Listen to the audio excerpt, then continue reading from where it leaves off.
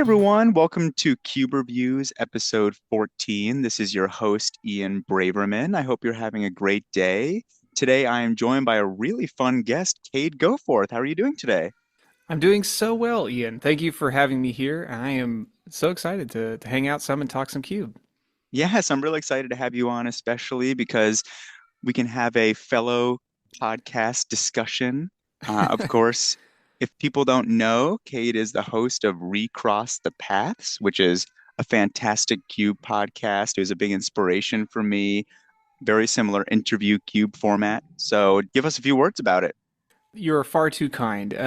It's been a treat to do the Recross the Paths as a project. I get to hang out with so many cool people and just share week to week about something that others are excited about. And hearing what you're doing in the space is equally encouraging. It's so fun to think, as my friend Alex has said from Squares the Cube, that there's so much space for people to do this sort of thing. And it's exciting to have meeting of the minds, as it were, now to get to share something together.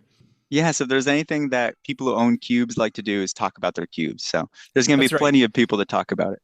And we met at KubeCon, I think 2023 or 2022, and I played your cube and I had a lot of fun with it.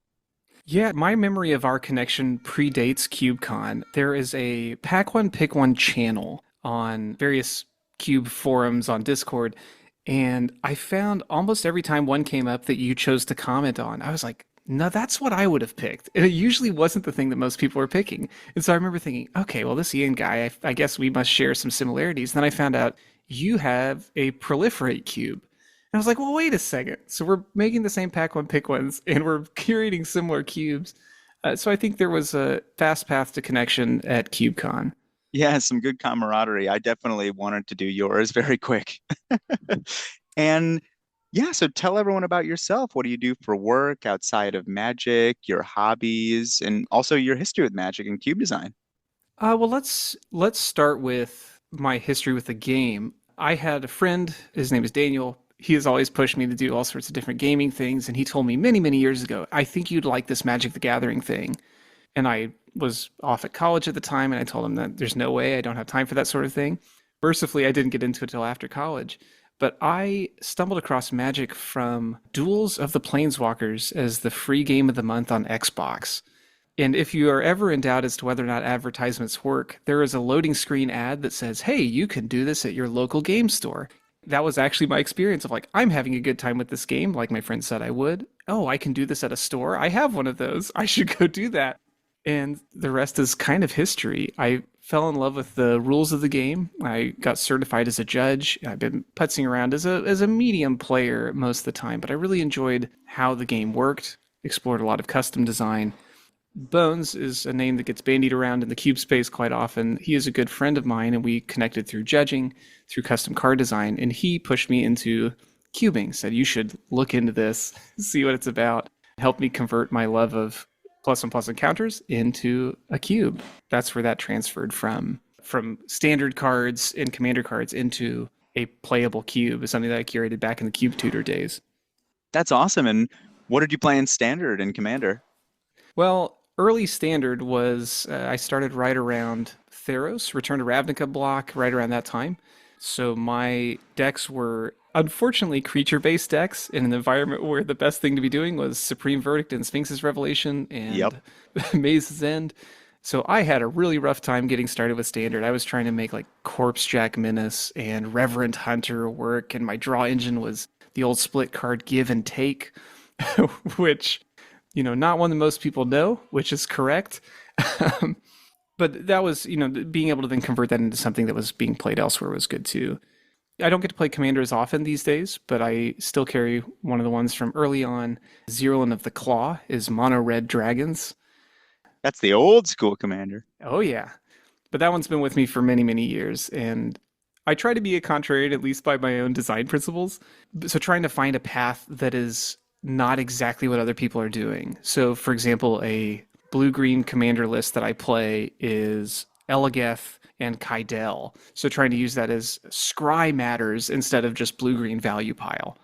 That's a lot of fun. And so what do you do outside of Magic? And what are some of your hobbies? And what do you do for work? Sure. So my 9 to 5 day job type thing is I help run a collectible card game store called Trade Routes. We specialize in buying and selling Magic, Pokemon, other collectible card games. Beyond that, I am a classically trained trumpet player, so I get to do a whole lot of music beyond that. I play in a couple of local symphonies, teach private lessons both through my home and through a local community college, help with the local church, and I have a wonderful wife, 2 children, and a third on the way. So I managed to stay very busy outside of outside of the magic space. We definitely need to make a cube band. I'll be Yeah, the there's singer, you play the trumpet, and we'll get some other people. We'll get it going. we're trending towards ska already, I'm afraid. Um, no, there are a number of really talented musicians in the space, and I think that would be a fun thing to put together one of these days. Yes, definitely. Today we're talking about the Counters of Monte Cristo. How did That's you right. come up with this name and what does it mean? I am a huge sucker for wordplay and puns. So, looking for something to do with a counters themed cube, that was one of the first things that came to mind. Of course, the book is great, but the title is catchy and it's the sort of thing that hopefully sticks in somebody's brain and it's not just a generic title that'll bounce off. So I know that you said that you had a long history with counters. It sounds like you played counters decks in standard and commander. How did you decide upon building a counters cube? Part of Bones's coaching was certainly cube can be anything, so pick the thing that you're most excited about. And I remember Corpse Jack Menace was the card that was most inspiring to me as a new player and wanting to build around it. And I had put together a couple different flavors of what we now call Abzan commander decks with the counters theme. So I had a lot of these cards set aside, the doubling seasons, the Colonian Hydras. And so then it just made sense to take those things and throw them all into a pot and see what I could cook up. That's similar to how I actually made my old Legacy cube. I had like 10 commander decks that were just lying around. I would use them all the time at college. And then I said one summer, you know what? I'm going to take all these apart and make a cube. And it was like the Magic Online Legacy cube. Hey, it worked. It Well, I was mean fun. the cards are right there. You can only play Legacy how many times a month? Like turning it into something that then you get to share with other people is huge. Yeah, and it was fun because I would build commander decks out of the cube. So it was like I had unlimited commander decks to build. It was great. I had a collection come through the shop a while back. The binder had numbered stickers on every pocket, and the person was building their commander decks numerically each time they put it together. So like they just had pages of, all right, here's this commander deck, and then they would pull everything out of the binder to build the deck. So like Wow. when you say like, oh, I was building decks out of the cube, I could see it, could go any direction there. Did they have one set of sleeves that I always used? Well, they had the one card, so this guy's cradle would be in pocket number 2 or whatever. And then for each deck that used that, you would just know, okay, well, it's number 2 on the sheet. So I just pull it out and shuffle that one up for this deck. Wow, that's fun. And they were stickered on the inner sleeves too. So it was a whole system. That's really cool. And when did you design this cube? This would have been in the Cube Tudor days. So we're talking about probably around 2016, perhaps, for the first proper outing. My hope was to put something together like that and to actually get it played because I knew Bones had cubes he was working on. I'd heard other people do them. I'd played the Magic Online Vintage Cube, but trying to approach a different tack to see if I could find something that was unique, that was novel in some way. I mean, of course, you find out other people have tried similar ideas, but my hope was certainly to try to capture what I enjoyed, and as I often say tongue in cheek, to force other people to do the things that I like in those games and those drafts. One of my goals for that cube early on was to try to make sure that it wasn't overbalanced in the colors that people expect. Often, when you think of counters, and I'm sure you've encountered this in your work on your Proliferate cube as well, people often think, oh, well, counters is white and green, and sometimes like maybe one other color here and there. And especially at that time, goodness, you had so few good options in black, particularly, and red really suffered trying to find the right fixes for that. That was where we started, was just putting everything together in the early teens and then really doing a lot of iteration from there. Yes. And this cube being a counters cube, there are a lot of different counters in Magic. There are loyalty counters.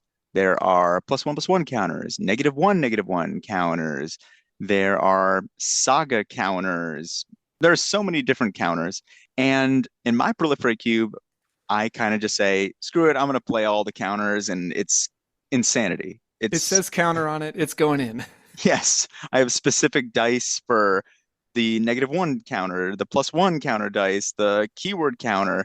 It's crazy and it's fun, but it's pretty insane. This cube, you have focused on +1/+1 counters and charge counters. How did you pick on those? Yeah, I suppose I could have started with how I usually pitch this cube, which is to say it is a counters focused cube that primarily celebrates +1/+1 counters and charge counters. A big part of that was to make sure boards were readable at a glance. As you noted, there are a lot of counters, and it's very easy, very quickly to look down and go, wait, is this a menace counter or is this a +1/+1 counter? Hold on, does this have an ice counter on it for some reason? Like what, like there are those sorts of things that quickly bog down comprehension. The other part of that is that really leaning into a themed cube like this, I'm already using a lot of cards that are unfamiliar. As one of my pride points was it 2 years ago at CubeCon, my cube had the third most unique card count, like one of those that just weren't shared with any other cubes at the event, which is fun when you enjoy, like I do, making people read new cards that they've never seen. It's not as fun when you are trying to sit down and have a relaxing cube evening and you've not seen 12 of the 15 cards in your pack. So then beyond that, I wanted to make sure that once things get on board, that you know what those counters do, that you don't have to guess specifically, does this impact power? Is this going to change how this plays in combat versus like, no, this is just a 1/1 counter and you know how it's going to play. Also, knowing that the interaction between things like +1/+1 counters and -1/-1 counters is not always intuitive, or how sagas work with proliferate, as you've certainly experienced many, many times. But that's some of the most fun, just having players learn about all the nonsense in Magic. Absolutely. Well, it is, and it's a different flavor of fun too. There are some of those where you don't want to get to the end of a night every week and have somebody go, man, my brain's just burned. You know, when you're trying to figure, okay, when this trigger takes place, these four things are going to cascade off of that. Like that can be really taxing. So for me, I just determined early on that was really where I wanted to be was +1/+1 counters is what I really love. Charge counters are also fun, and it gives you a different axis that isn't just make a bigger creature than your opponent, hopefully. Once we started getting to the season of keyword counters, of really named counters on artifacts, the water got pretty muddy. The only other major decision on that was all will be one. There was a heavy use of oil counters. And so trying to determine there was so much breadth of design in that. Do I want to add that because there were so many cool effects that use those? I determined not to, just for the sake of keeping things simple. It means I can pitch it in that same way, and you know what to expect when you put things on board. Yes, that's really interesting what you were saying that your cube was the third most unique cards. I think that cubes that are highly themed, like for example, a cube that's all in on artifacts, a cube that's all in on lands, a cube that's all in on counters, it's really interesting because you get past the surface level. A lot of cubes support a +1/+1 counter theme, but they're usually all playing the same 10 green white counter cards that are really strong, that everyone knows, Hardened Scales, Scavenging Ooze, those same cards. But when you go all in on a theme like this, you get to experience some really strange cards that nobody has probably seen before, like from commander decks, Oh, from yeah. weird counters from 2005. And I think that's some of the beauty of these themed cubes. Well, we certainly didn't go back to like Frankenstein's monster that gets the -0, -2 counters or what, like, you know, all the weird counter types that that one picks Baron up. Sangir +2/+2 counters. Yes, right.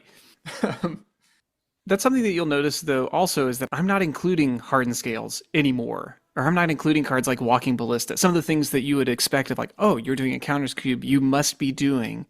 I found part of the reason for that was that I don't like windmill slam decisions and drafts. And I found that like Hardened Scales, as an example, was one of those cards that in an environment where functionally every card is going to interact with counters in some way, with +1/+1 counters in particular, Hardened Scales just meant that as soon as you opened this, you were in green. Or if you weren't in green, you were splashing green. You know, Walking Ballista was a card that whenever you saw it in a pack, it didn't really matter what else you were doing. You just full tilt arm behind you, slam this onto the table. Like, yeah, that's just clearly the best card. Or the Ozolith, or the list goes on. So there are a number of those high end, what I would consider power outliers in this environment that have chosen to avoid because I don't think it leads to interesting drafts, and they're the kind of cards that make games all about themselves when they resolve. The other thing in that vein was what I would call counter lords. So think like a conclave mentor type card that says, if you would get a counter, you get that many +1. If all of the cards are trying to play in that space and yours are just twice as good as your opponent's, well, then it just has to be exactly about that card or else you lose. So I've tried to cut back on those sorts of things. Not to say that it's perfectly flat or that I've solved anything, but that it's led to fewer moments of just overwhelming advantage based on a card that anybody can play and that everyone will draft as quickly as possible. Yeah, it's funny because our cubes definitely have different power levels that we're shooting for. When I experienced your cube after drafting my proliferate cube many times, I was like, whoa, people aren't getting 70 counters on their creature on turn four. What's going on? All the counters aren't being doubled. They're not playing all will be one and Black Sun Zenith and hey, you take 20 to the face and Ozolith sack with Arcbound Ravager 50 guys and you're insta dead. It was a very different experience. What kind of power level are you shooting for? Yeah, that's a fair question. I don't know that I had a good answer for that until much more recently, because I included Arcbound Ravager and Doubling Season, and there just came this moment of realizing that the speed of the environment meant that a card like Doubling Season was often a trap. If you're putting creatures on board and they're getting counters, the game's going to go pretty quickly, or at least it can. So when I think of power level for this cube, I want to make sure that each card is playable. I don't think I have a hard metric for power level for this cube. Often it's considering each card against the other cards that I've already selected and making sure that it fits against it. I remember at a time having a card like Lelia in the list that I had somehow convinced myself this is +1/+1 counter themed. And it turns out, while it says the word +1/+1 counter on it, it's mostly a get your opponent dead quickly themed card, and the rest Hmm. of it didn't matter. So often trying to shave off those sorts of experiences that are just hugely powerful. I think if I had to pick a benchmark, like one of the most powerful effects in this cube is something like Thrall Parasite that costs life to remove counters from a card, which seems kind of, if you'll indulge, counterintuitive, where you're taking things away. Good one. Um, I liked it. um, but it's one of those things where I don't want a 1/1 for one that removes a counter to be far too weak for the environment, nor do I want that to be like cracked. There's at the time of recording, Hex Parasite is still in the cube as, That card's good. yeah, arguably one of the most powerful cards in the environment. But to borrow from one of my friends, Greg Denrova Horror, he would say if there's an environment like this that can make that sort of card the boogeyman, well, that's awesome. Like that's what I want. And yes, it may be more powerful than I would like it to be, but I don't know that that warrants removing it. It leads to a unique experience that you can't have anywhere else. There are almost no other places that somebody's going to look at a card like Hex Parasite or like a Thrumming Bird and go, "Whoa, this is hugely valuable." Yeah, Lucky Paper Radio has spoken about this in the past of choosing what cards you want to be the most powerful cards. Saying, I want my benchmark to be that Thrumming Bird is going to be really good in this cube. And I think that's really fun. If you have a +1/+1 counter cube and you have some high power card like Lelia that sure it has counters on it, but it doesn't really have to do anything with counters. That I think that detracts from the experience, especially when you're going with such an intense theme of counters. Why have cards that don't have anything to do with counters and only tangentially have to do with counters be the best thing to be doing? You want the counter stuff to be fun and good. Well, for sure. But finding the right balance of that too has been tricky. There are cards that you would think of. I mean, something like Colonian Hydra comes to mind as a card that I loved as a young counters player, and it's also the sort of card that immediately ruins basically every game it's part of in an environment like this.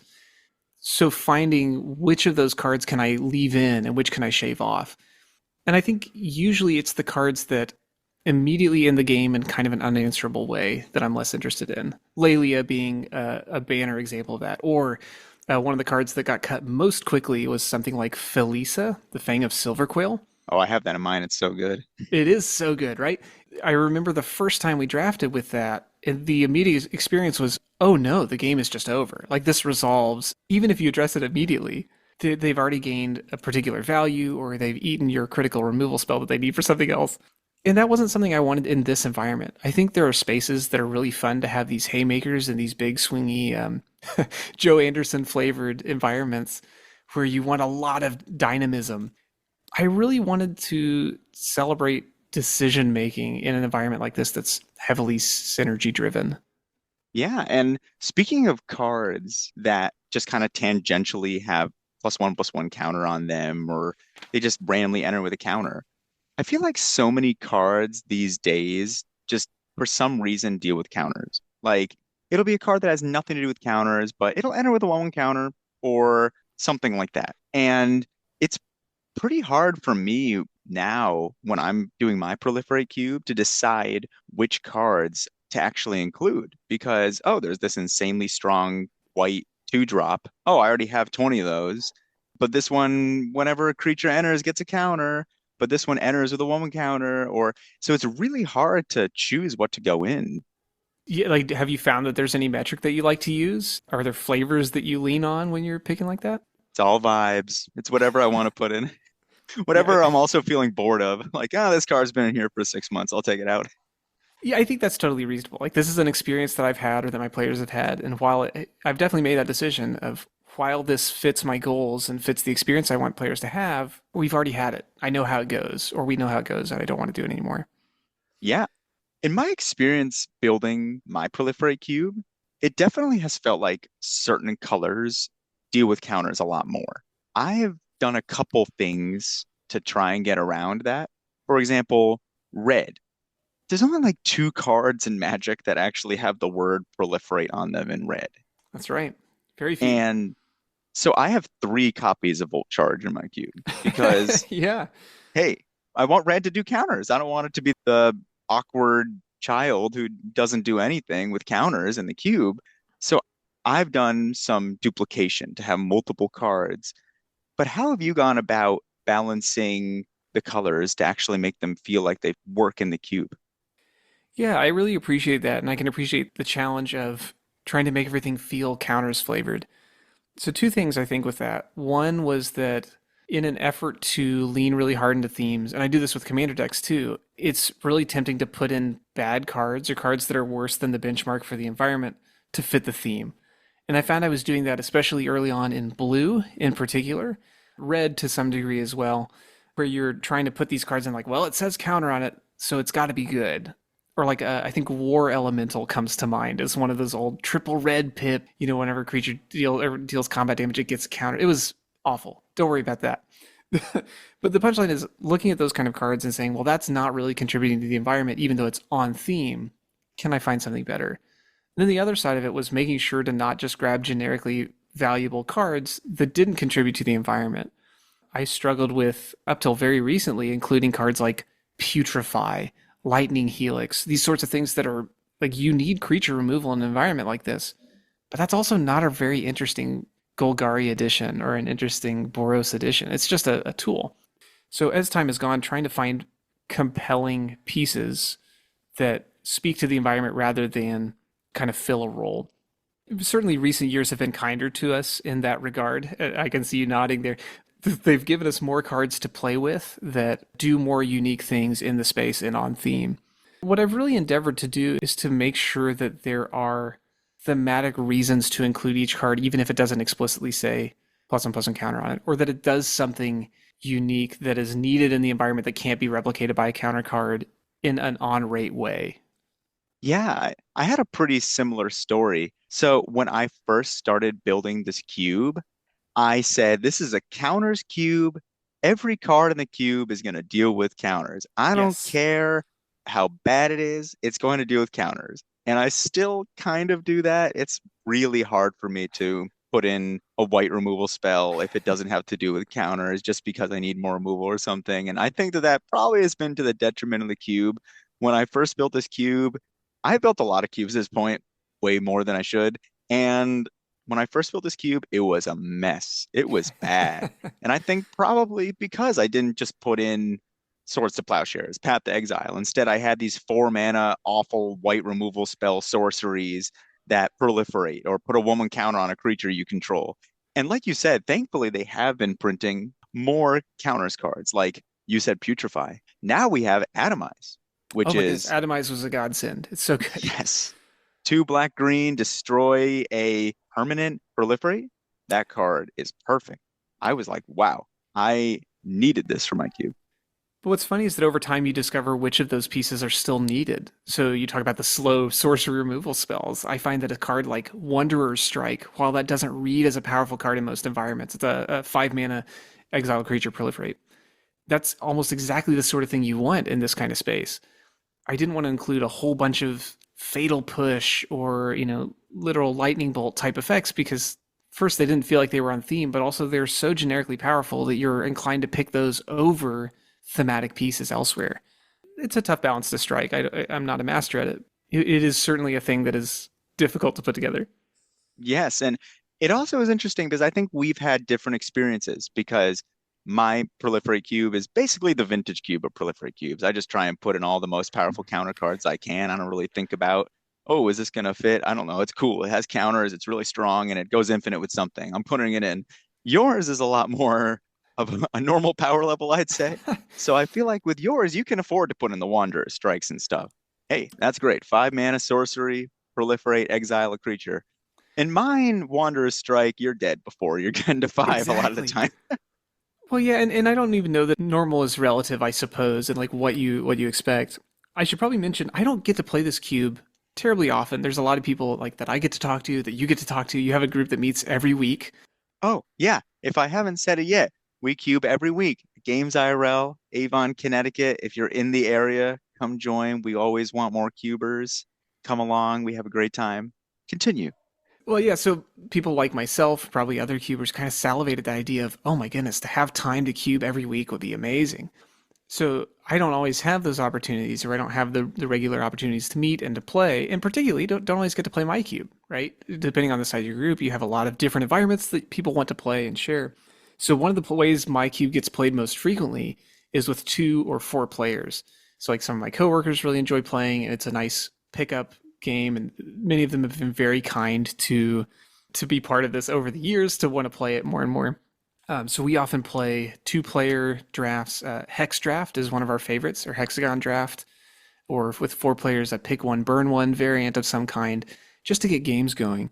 So within that, having wild variants makes those few games that we get to play, I think, I don't want to say less interesting because it's just a different type of gameplay, but it's not exactly the experience I want to have. And so then bringing my friends together to play, then it feels like the draft decisions you're making are important. And then hopefully the gameplay decisions you're making are important. And in an environment like this, and certainly in your Proliferate Cube as well, because cards are themed so broadly, like I don't really think in terms of archetypes necessarily, just that things are thematically connected by counters. There's so much overlap card to card that you don't want to have wild power spikes. Like if one person has Rafine the Schemer and the other person doesn't, there's going to be a particular outcome to that game that you can probably predict. Oh, yeah, that card kills people. That's a great card. But I I totally get have, what you're saying. Yeah. Yeah, we have so many cubes in the playgroup. Like, that's why I created this podcast. There was like 20, 30 cubes, it felt like. Everyone owned 2, 3 cubes that I don't get to play my groups too often either. I mean, I have, I think, 9 cubes now. So I only get to bring one every week. And we do one of my cubes once every month or two, feels like at this point. So I totally feel you. It's hard to get your cube in, but you got to make it count when you can.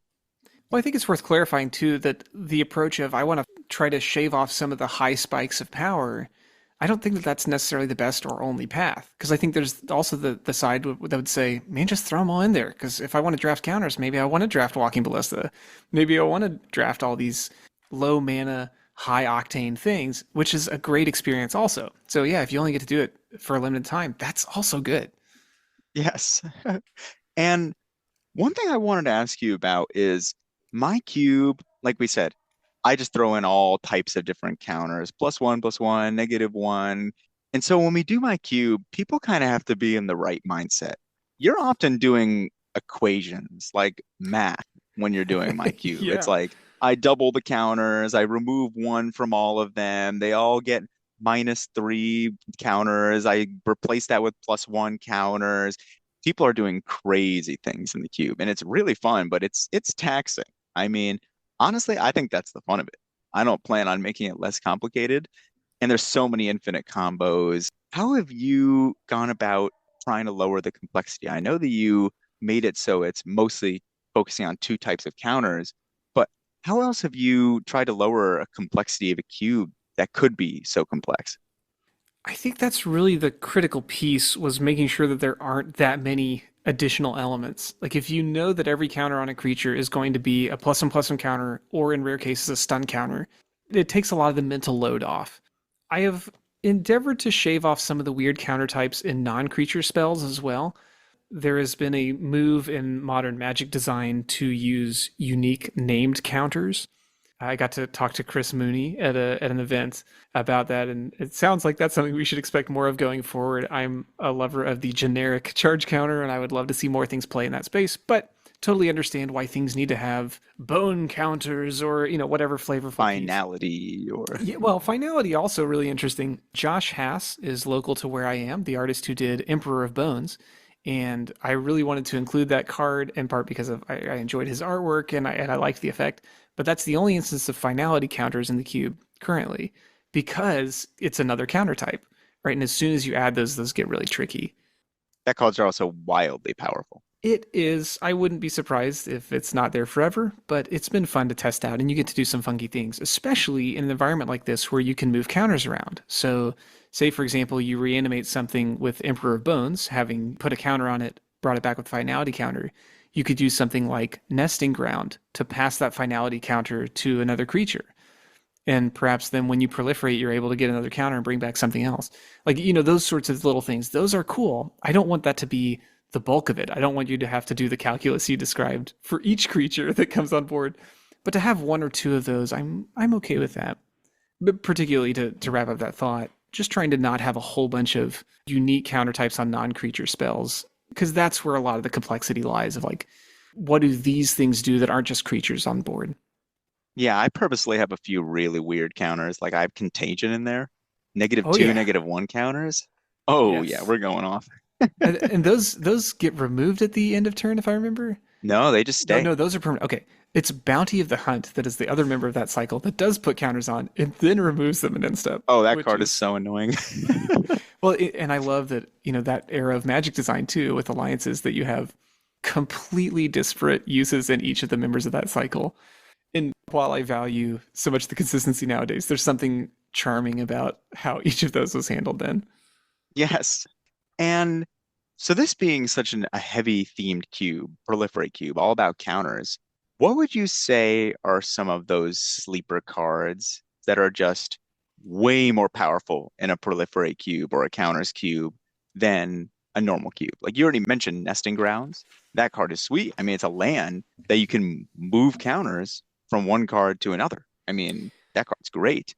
Yeah, I also mentioned the Thrall Parasite. Hex Parasite has been another in that vein. Things that remove counters are really interesting here. I found Medicine Runner is a card that removes counters that's What does really that one do? I interesting. don't even know that one. It's a hybrid Selesnya card from Shadowmoor. It's just a 2/1 for 2. When it ETBs, you remove a counter from a permanent, Hmm. which it sounds innocuous, but the ability to, if your opponent is trying to do something with proliferation, if you take the last counter off something, they can't proliferate.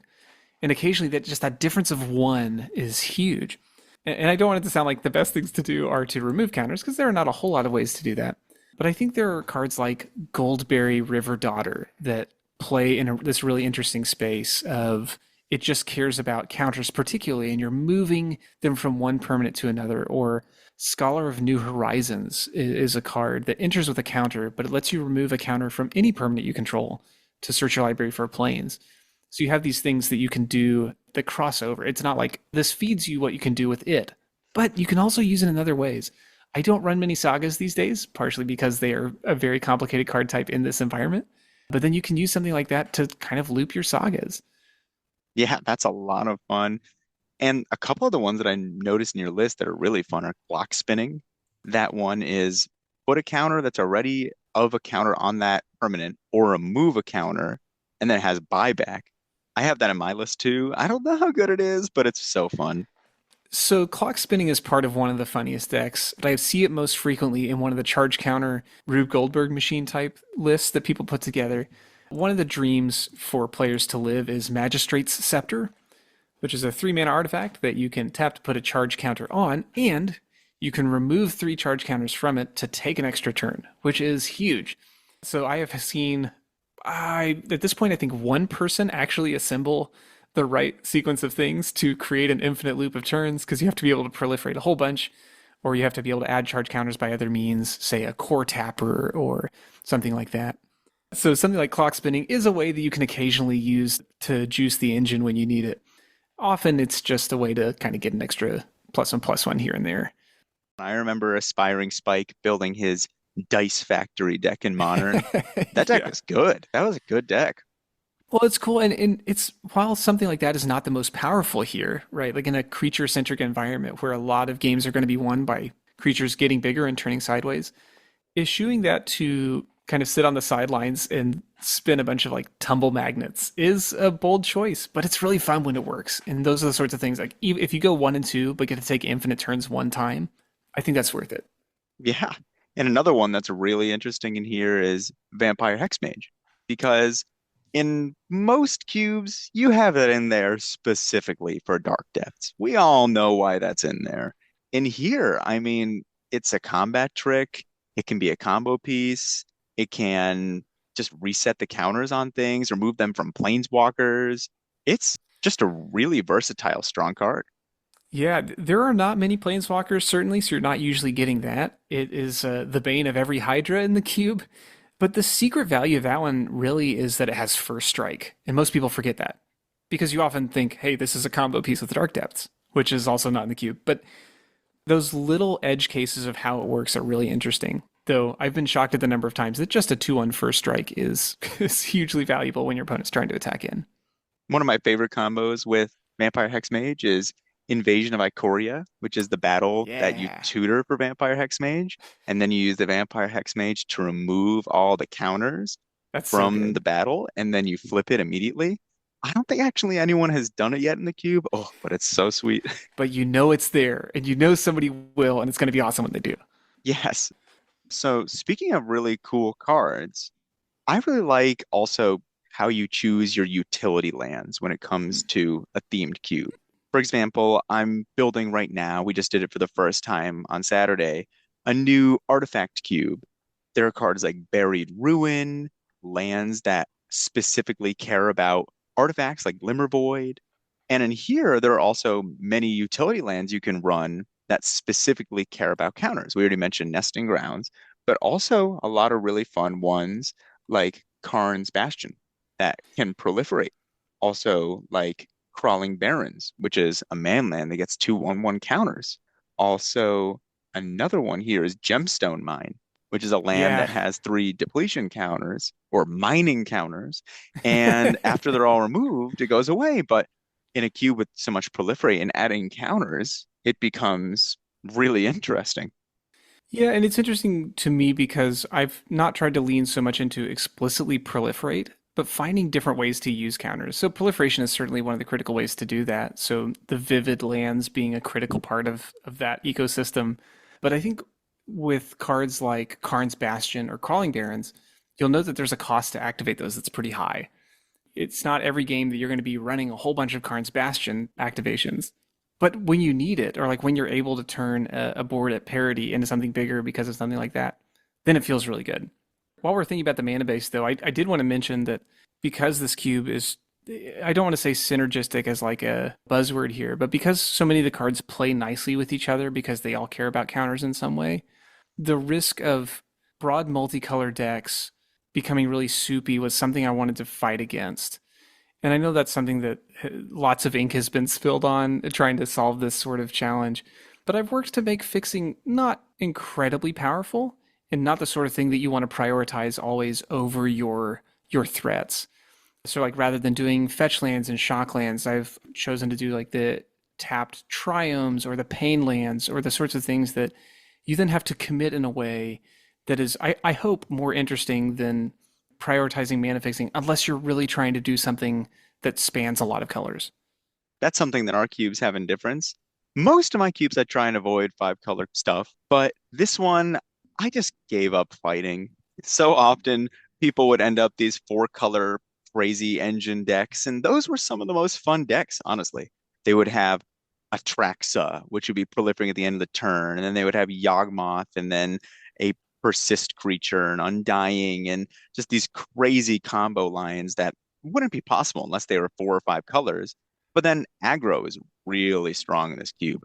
Naya or red white or white. So you can die pretty fast. So I kind of have a different perspective where I have fetches, shocks, triomes. I also just love drafting fetch lands. What can I say? Well, no, and I think that's totally right. If you're doing a higher octane environment, well, you got to have the right feel for it. If you give people all the most powerful cards and then say, here's an enters the battlefield tapped non-typed tri-land, like, okay, something's not connecting. But yeah, it sounds like for your environment, you're trying to do these big things and you want your mana base to not be the hiccup.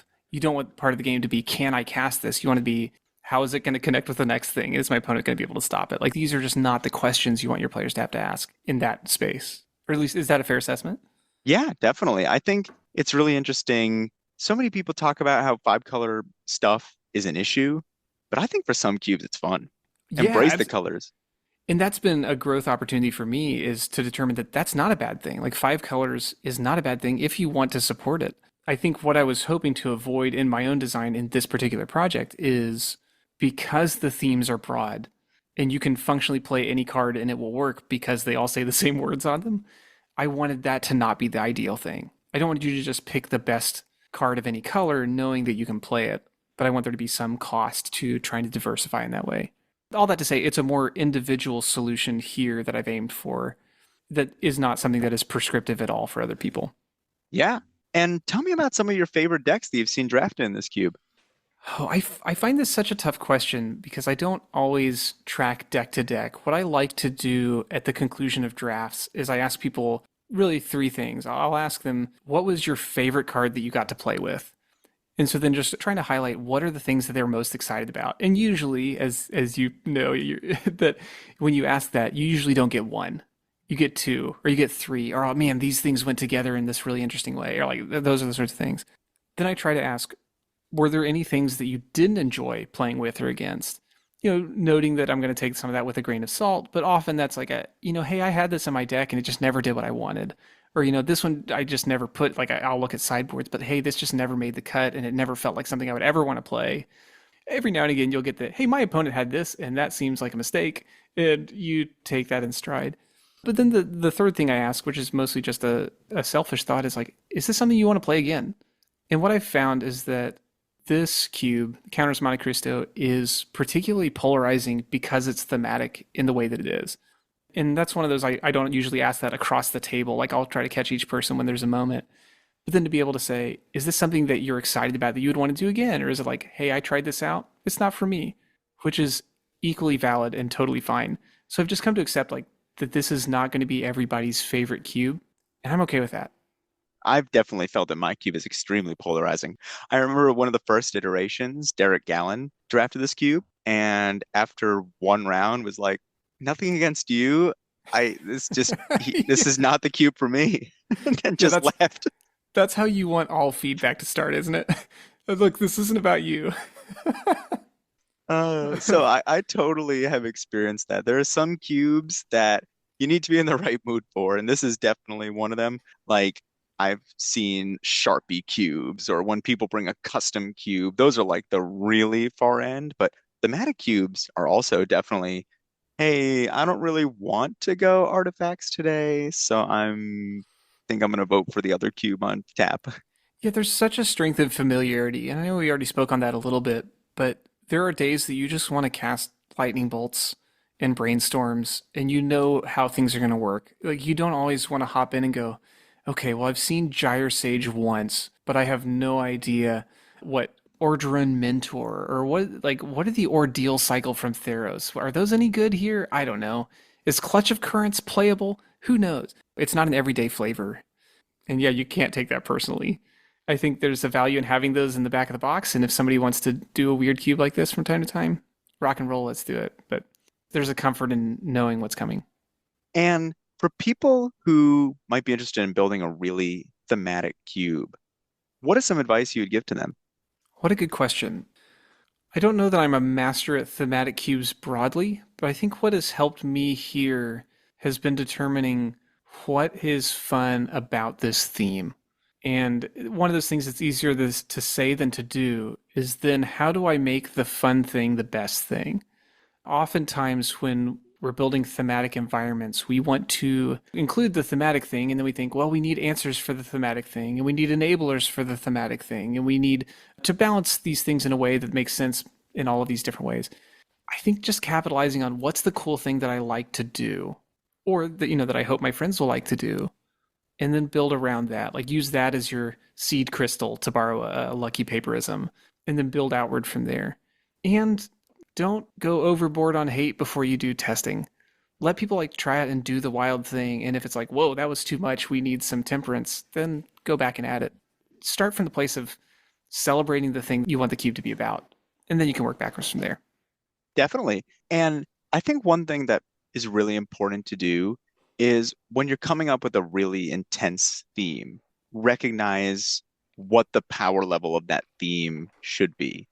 So, for example, I'm working on a new cube called the Trinket Cube, and it's all about little 0 and 1 mana artifacts that don't really do very much, like Mishra's Baubles and stuff like that.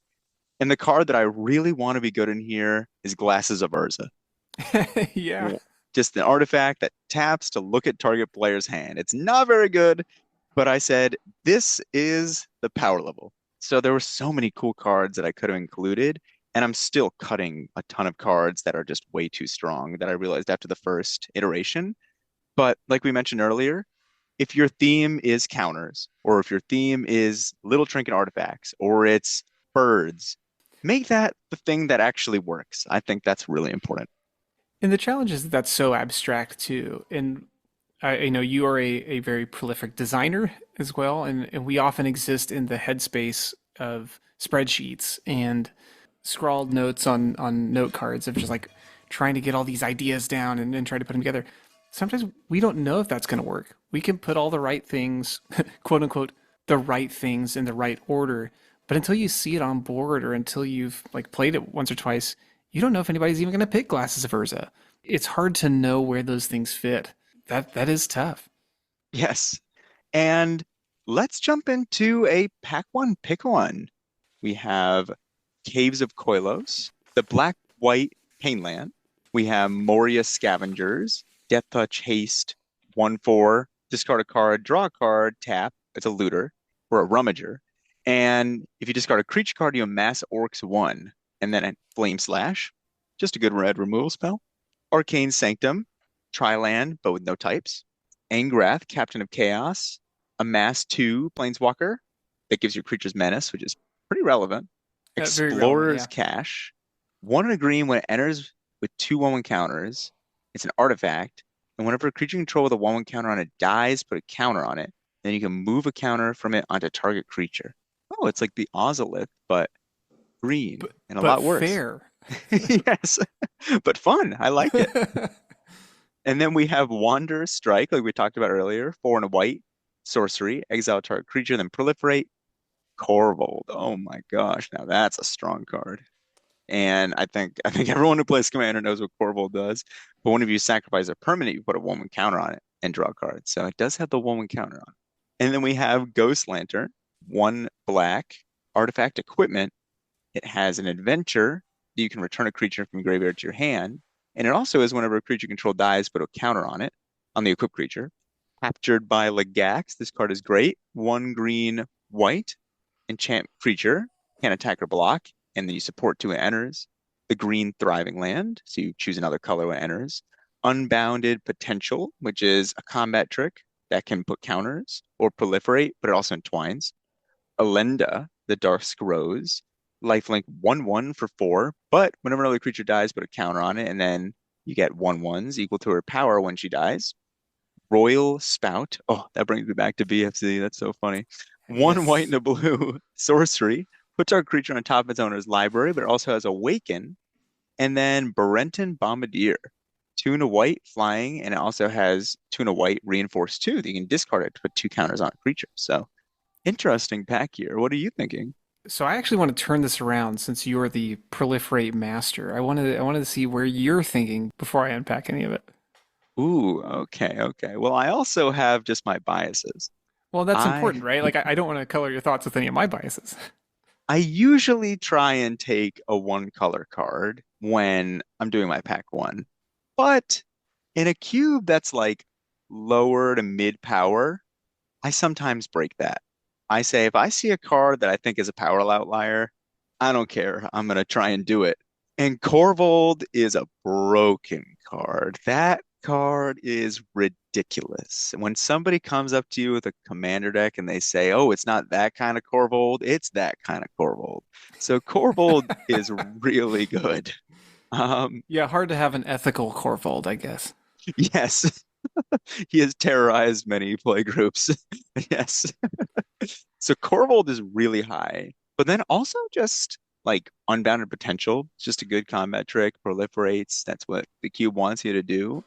But also Royal Spout. Putting a creature on top of its owner's library is especially strong because there are some creatures that you've spent 5 turns amassing counters and like the Moria Scavenger. And now I put it on top and it's like I've time walked you 4 times. Yeah. So it's really interesting how bounce or put on top of the deck is especially powerful. Yeah, it's really tricky. Same with Blink, depending on the kind of creature, whether it enters with counters or whether it gains them by some other means. There are two things that I'm thinking as I'm considering this pack. One, while we may think of this environment as like mid-powered as compared to vintage, perhaps, I'm just thinking it's of it compared to mine, which is like oh yeah, ridiculousness. also totally reasonable. The games can be fast. Like it is possible for your opponent to beat you very quickly. So I don't want it to be misconstrued as, hey, this is slow, but decisions to be made. The Oh, other I'm is sure there's that some fast decks.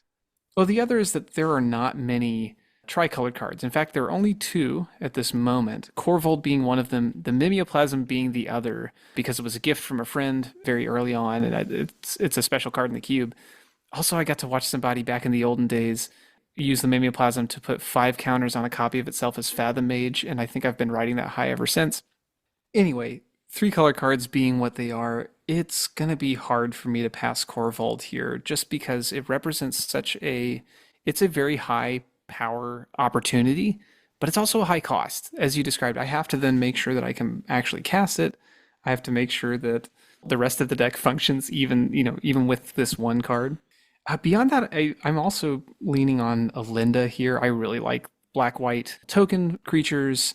So Alinda's also a high pick for me, though I think almost anything here is defensible. Anything that you've mentioned there is certainly defensible. Captured by Legax, of course, the quintessential Selesnya removal spell in many cubes, and it is as good here as you would imagine. I want to take Corvold and wheel Linda, and then Ooh, we're okay. cooking. Now we're Oh, in 4 colors in an environment that I am trying to not make that. Oh well, good luck. Best of luck. You can do it. I go 5 color pretty frequently. That's probably because I've done so much chaos draft in my day. So Oh yeah, well yeah, and goodness, Chaos Draft is another can of worms. But yes. Well, Kate, it's been a ton of fun having you on the podcast. Anything you want to say before we wrap up here? well, Ian, I am so grateful that you've had me on here. It's a treat to get to spend time in this way. As you mentioned, people like to talk about their cubes, and I've so enjoyed getting to talk to other people. It's nice to get to turn the tables for a moment and blab about my own stuff for a brief moment. But thanks for what you're doing in the community, for encouraging people and highlighting and celebrating them. It's great. Yes, same to you. And like I said earlier, everyone go check out Recross the Paths. It's great. And on that note, everyone please hit the subscribe button or the follow or whatever it is. I'm bad at this. And we hope to see you next week and have a great night. Bye bye.